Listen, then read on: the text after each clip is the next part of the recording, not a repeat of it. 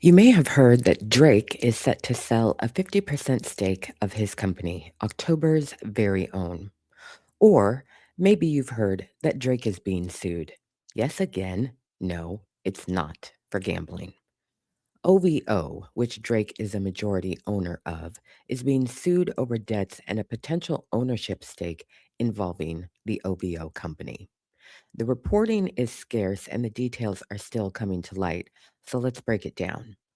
Just like Drake has a lot of feelings, he has a lot of companies, from OVO Sound to a fragrance company to Frozen Moments, and a bunch of others. Now, the malnourished and the malinformed corners of the internet would have you believe that Drake is a billionaire with more money than he knows what to do with. In reality, Drake is not a billionaire and he's probably been cash poor for a while. More on that later. What we learned this week is some of Drake's companies are broke. Drake nearly lost the OVO name and owl logo a few months ago, and he and his business partners have money problems with a bank in Canada. This issue involves three companies, of which Drake is a majority owner.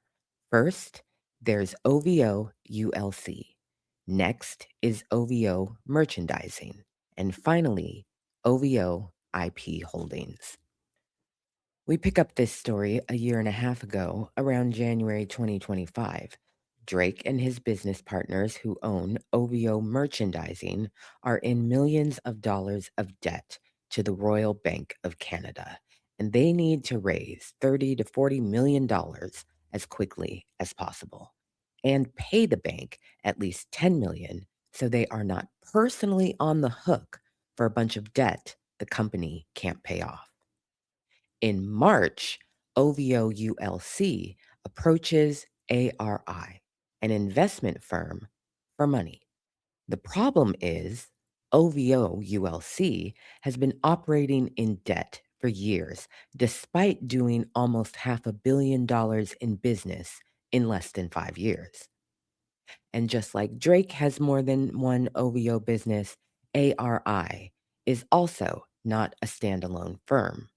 One ARI firm gives OVO $10 million. To secure that money, Drake and his business partners put up the OVO name and the owl logo as collateral, which are owned by a different company, OVO IP Holdings. You know, when your cousin goes to jail and your auntie has to put up her car for collateral with the bondsman. The OVO name and the owl logo are the car in that equation.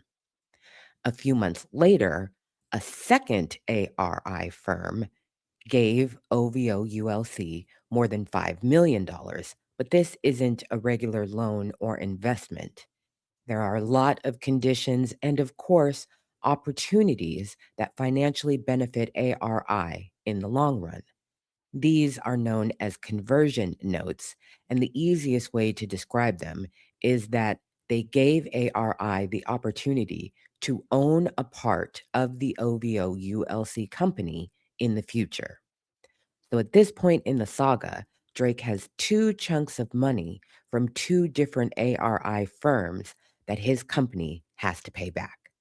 Then he defaults on both of them and damn near loses the name October's very own and the owl logo.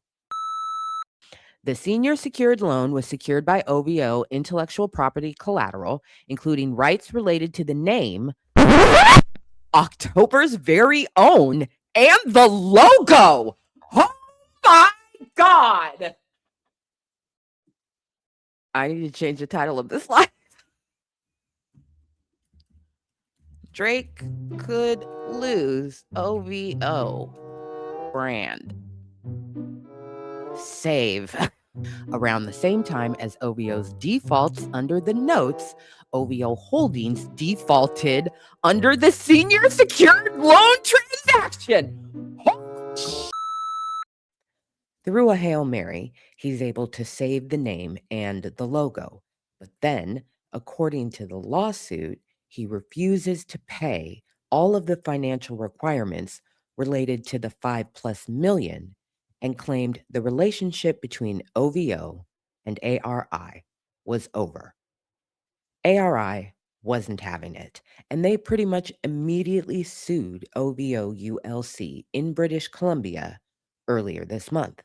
Then, a few days later, news broke that Drake is in advanced talks to sell half of OVO to ABG. Neither OVO or ABG have made public comments to confirm this, but that doesn't stop the guzzlers and glazers from claiming victory for Drake, claiming he'll pocket hundreds of millions of dollars. Not so fast. OVO ULC is now embroiled in a serious lawsuit. With the news of a potential sale, ARI has to be wondering if they're owed more than a couple $1 million. And instead, if OVO ULC rushed to end their deal to prevent ARI from triggering their own rights to equity in the company. Regardless, Drake's OVO related companies are in the danger zone financially, and Drake himself, the so called billionaire, doesn't have enough cash to fix the mounting problems or the assets to get the cash. Remember the bank in Canada that kicked all of this off?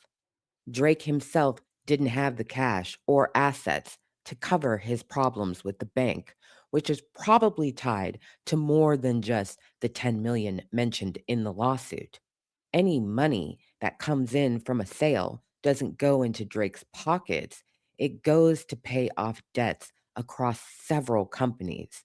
And he doesn't have many other options to get the cash he needs, which makes the sale critical to the survival of OVO. So maybe this lawsuit is just a debt dispute.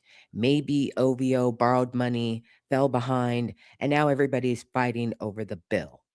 But if Drake really is shopping half of OVO while being sued by an investor whose deal included rights tied to future ownership, future financing, and future growth, then this story may not be about debt. It may be about who gets a seat at the table when the reins controlling the OVO empire finally leave Drake's hands.